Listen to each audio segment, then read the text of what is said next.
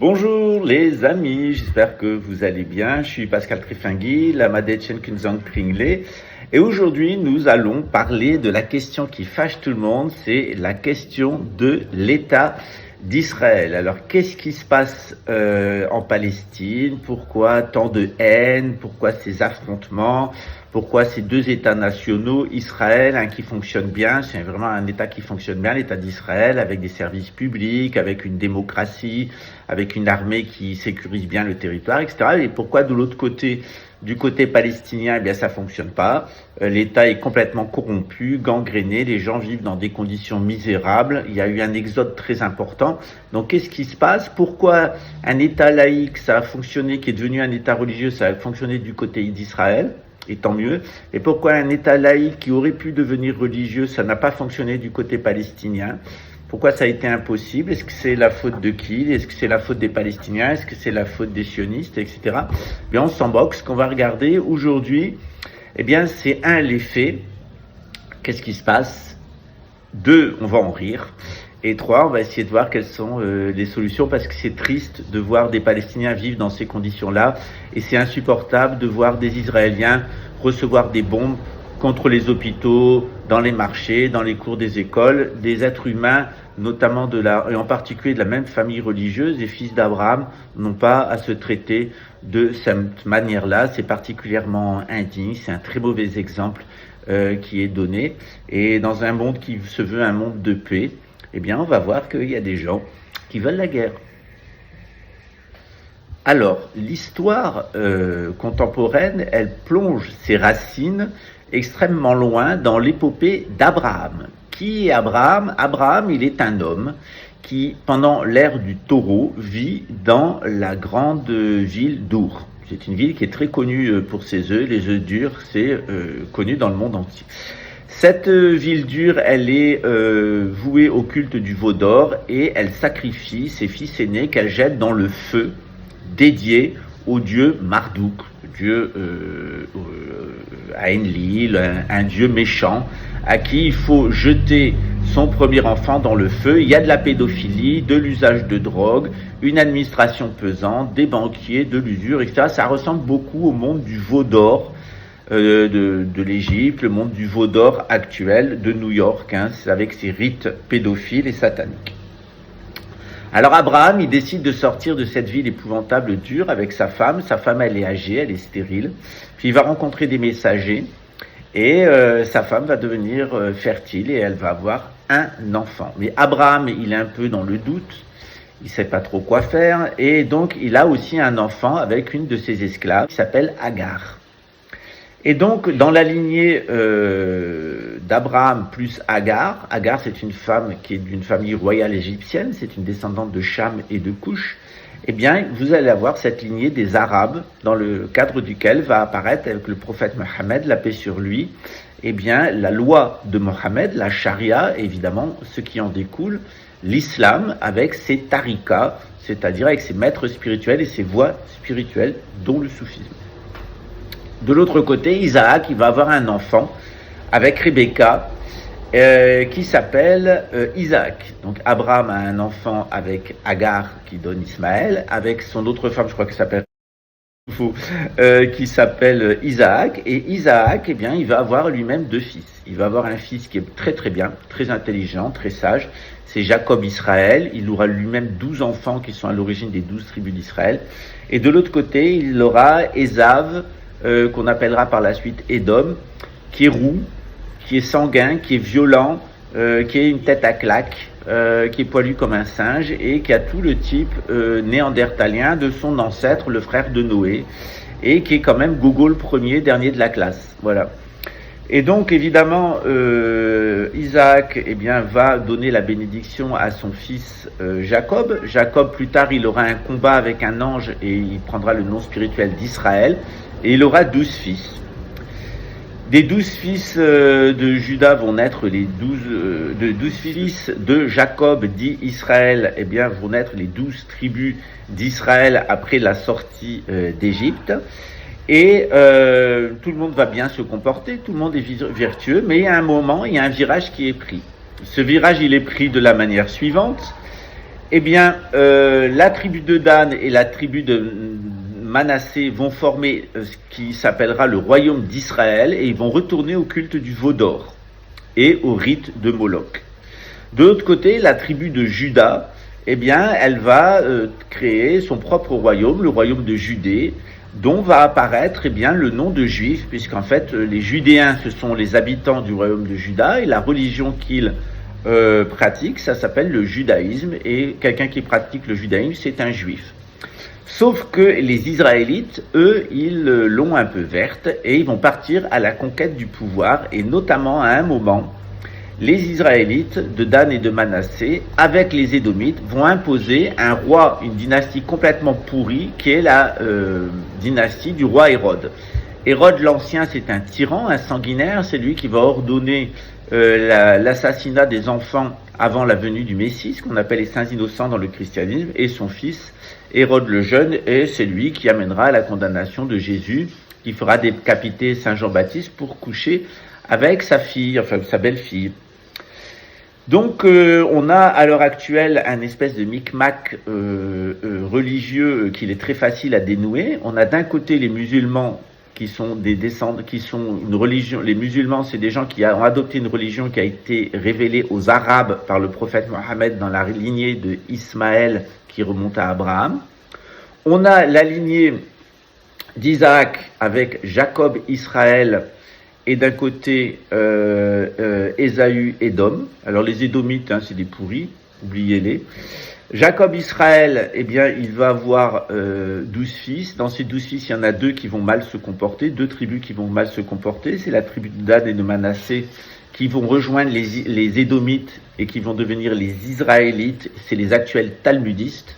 Et évidemment, les Judéens, eh bien, ils vont devenir soit des judéo-nazaréens et ils vont rejoindre l'islam, soit, eh bien, ils vont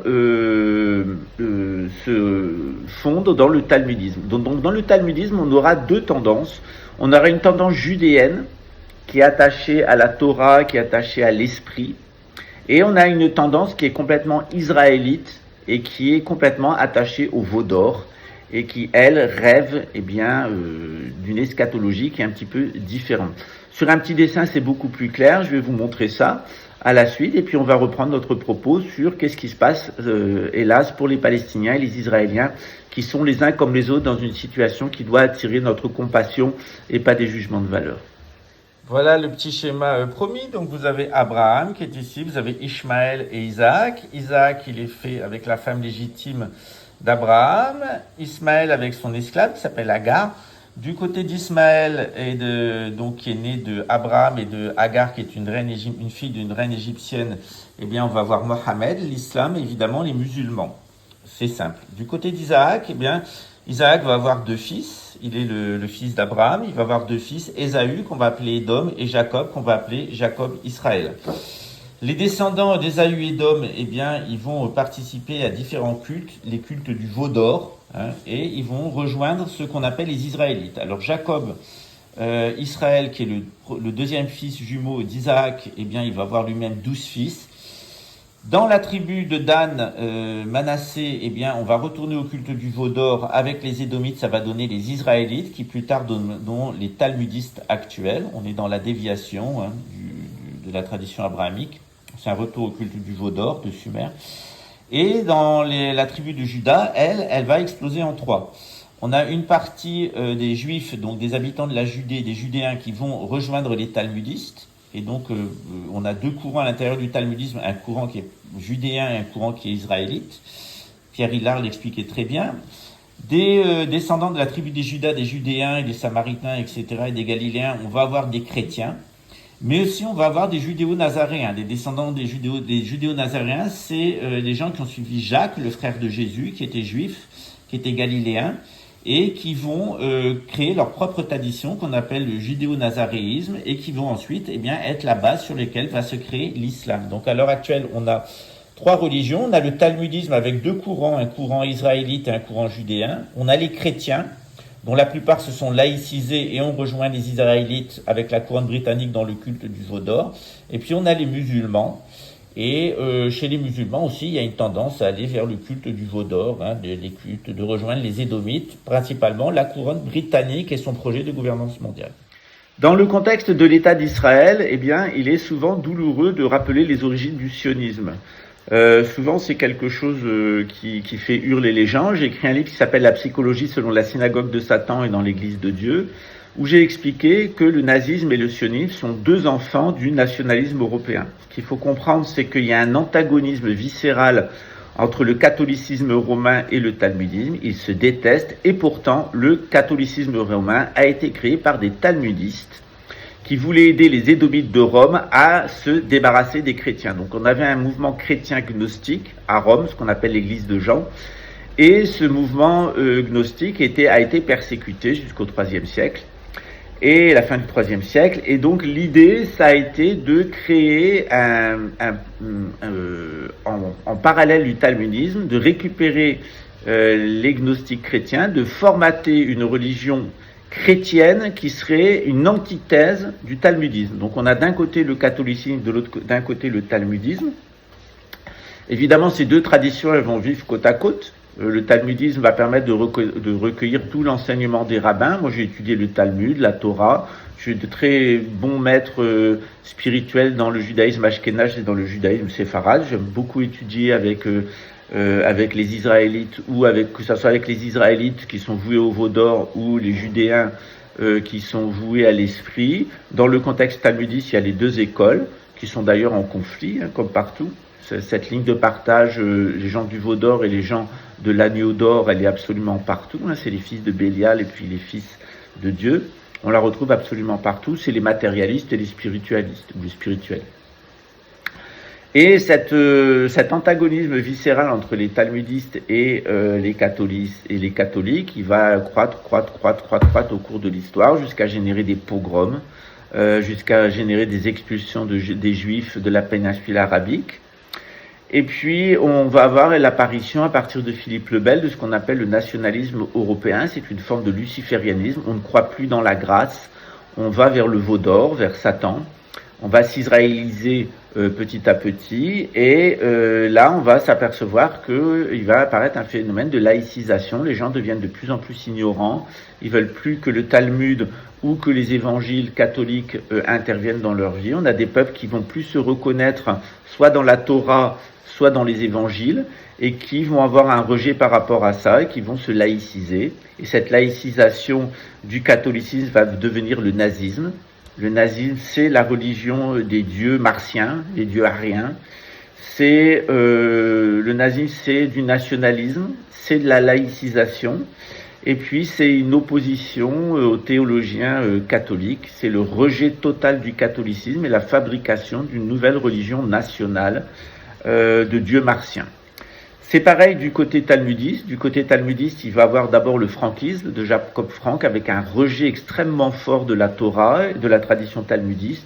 Ça va amener beaucoup de jeunes à se laïciser et ils vont partir soit vers l'URSS, parce que la plupart des grands ténors de l'URSS étaient tous des talmudistes déjudaïsés ou détalmudisés, qui vont, sous l'impulsion de Jacob Frank et l'illuminatisme ashkénaze, adopter les contre-valeurs du communisme. Je vous invite à regarder la vidéo sur les champignons, elle n'est pas cliquée des verres.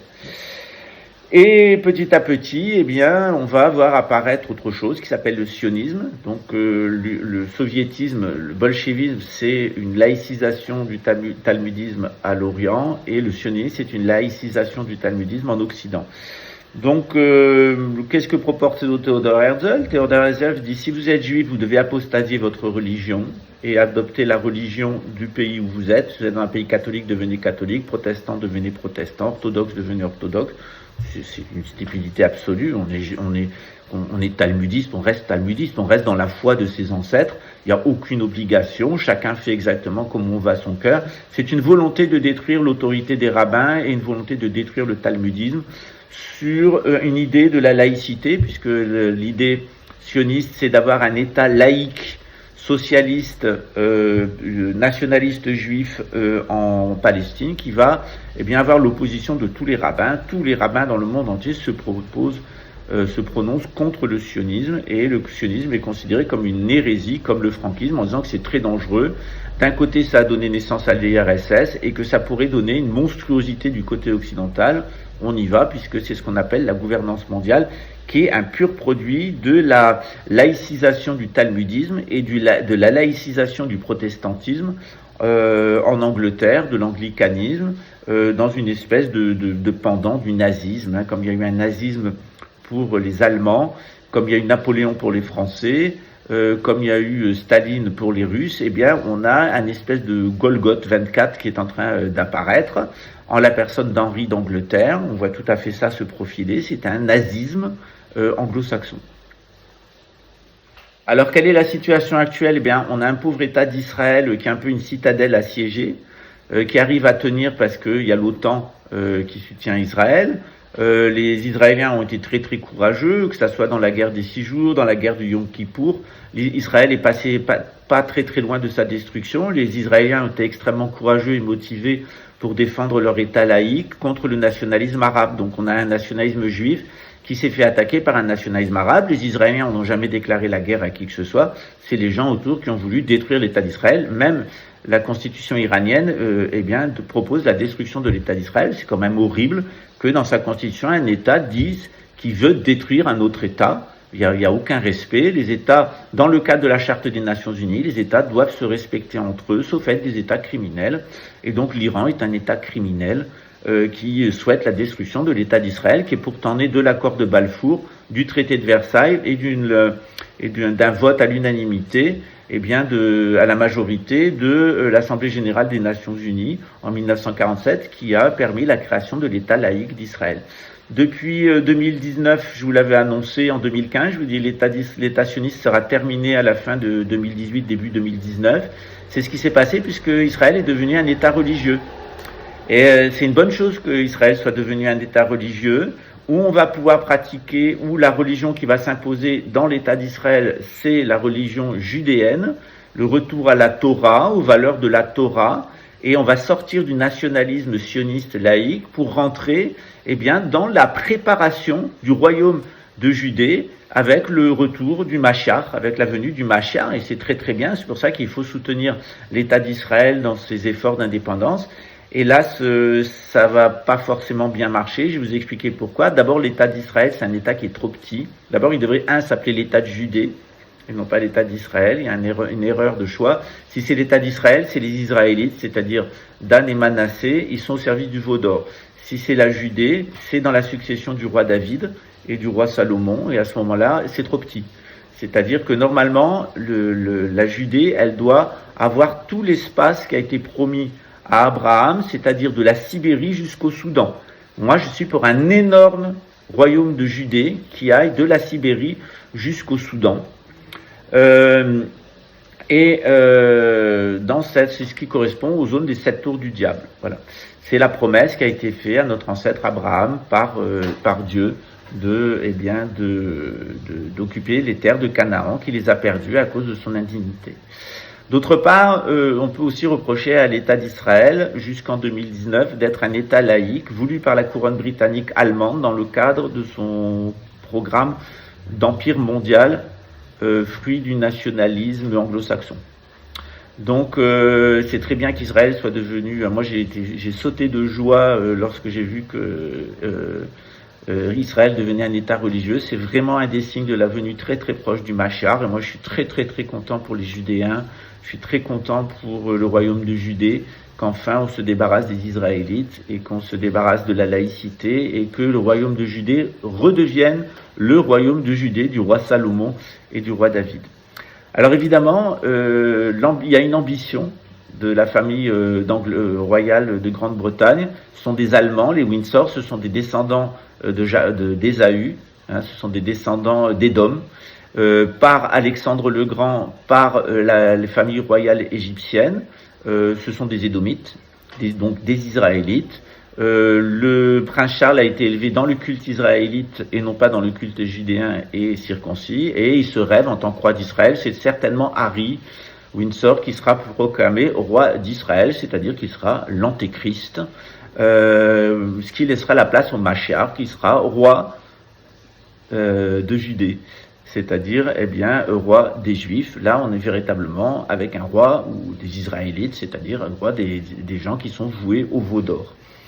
Alors il y a une prophétie qui dit qu'à la fin des temps, à l'heure du jugement, qui régnera sur Jérusalem, gouvernera le monde.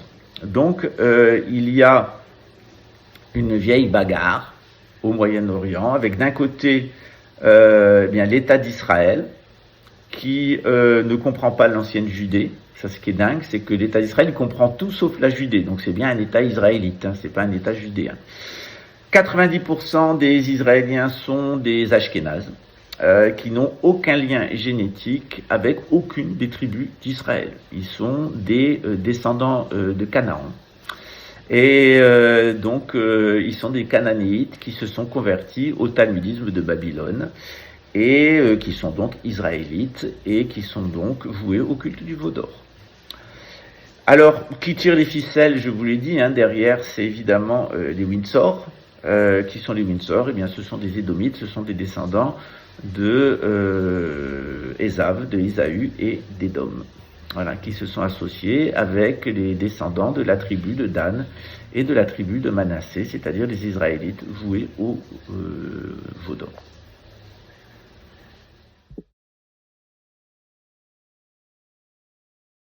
Alors, quelles sont les solutions qui s'imposent à nous? Alors d'abord, il ne faut pas donner dans le nationalisme. Moi, je ne suis pas un nationaliste palestinien et je ne suis pas un nationaliste israélien. Par contre, l'État d'Israël, c'est un État-nation, voulu par l'accord de Balfour, sanctifié par le traité de Versailles et satellisé par une votation à la majorité de l'Assemblée des Nations Unies de Rockefeller. Et donc, c'est un État de droit et il a tout à fait le droit de vivre comme n'importe quel État de droit. Voilà, donc il faut respecter Israël. Il faut respecter l'État d'Israël et il faut respecter l'État de Palestine. Alors, évidemment, qu'est-ce qu'on peut faire nous en tant que personne? Eh bien, on doit maintenir la discussion théologique entre nous. C'est-à-dire que entre rabbins, entre théologiens chrétiens et entre imams, entre islamologues, il est très important qu'on continue les débats entre nous. Il est aussi important qu'il y ait des échanges initiatiques du dedans, c'est-à-dire que les membres de Tariqa, les pratiquants du judaïsme qui sont initiés et les hermétistes chrétiens ont continué à avoir des échanges de l'intérieur, parce qu'on parle de la même chose, on parle du même Dieu, dont on veut faire l'expérience à l'intérieur de nous. Donc il est très important, il faut absolument éviter l'œcuménisme, mais alors vraiment éviter le syncrétisme. C'est-à-dire qu'il faut s'éloigner au maximum de la religion de la gouvernance mondiale. On n'a pas à faire un accord sur des valeurs morales. On parle de la même chose à l'intérieur entre initiés et entre intellectuels, mais de l'extérieur et pour les pratiquants, il faut que chacune des religions soit étanche. Il y a un ésotérisme islamique, il y a un hermétisme chrétien, il y a une kabbale juive. Chacun doit rester dans le cadre de sa religion et de son ésotérisme. Par contre, les personnes qui sont les plus capables en matière d'ésotérisme, elles peuvent communiquer entre elles et avoir des rapprochements. Ce qu'on peut faire en tant que croyants, eh bien, c'est nous mettre tous ensemble. En tant que chrétiens, en tant que musulmans et en tant que judéens, eh bien, il faut prier pour la venue du Mashiach. Le Mashiach va rétablir le royaume de Judée dans la lignée du roi Salomon et du roi David.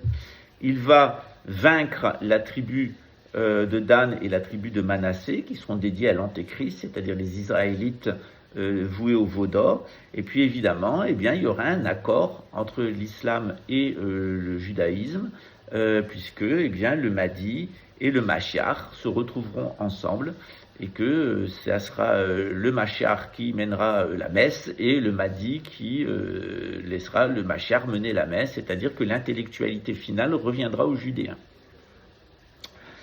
Qu'est-ce qu'on peut faire pour les Israéliens et les Palestiniens? D'abord, il faut voir qu'Israël, c'est une citadelle assiégée et qu'il y a une ambition russo-iranienne de détruire Israël. Et qui veut détruire Israël? C'est ces rabbins ultra-orthodoxes que vous voyez avec le drapeau palestinien. C'est la secte Chabad-Lubavitch. Et la secte Chabad-Lubavitch, ce sont des descendants des Cananéens qui se sont convertis au talmudisme. Ils veulent détruire l'État d'Israël en se servant de la Russie et en se servant de l'Iran. C'est absolument scandaleux. L'État d'Israël, c'est un État national, religieux. L'Iran, c'est un État national, religieux. Et si l'Iran a le droit de vivre, Israël a le droit de vivre. C'est absolument scandaleux, cette guerre qui est menée contre l'État d'Israël. De l'autre côté, il y a les Palestiniens. Et là, honte aux nationalistes arabes, parce que les nationalistes arabes ont dépensé des milliards pour faire la guerre à Israël, et malheur leur en a pris, puisque Israël fait partie du déterminisme historique. Eh bien, c'est les camps de Palestiniens, c'est les assassinats par les milices chrétiennes du général Aoun à Chabra et Satila au Liban, qui sont allés assassiner des Palestiniens.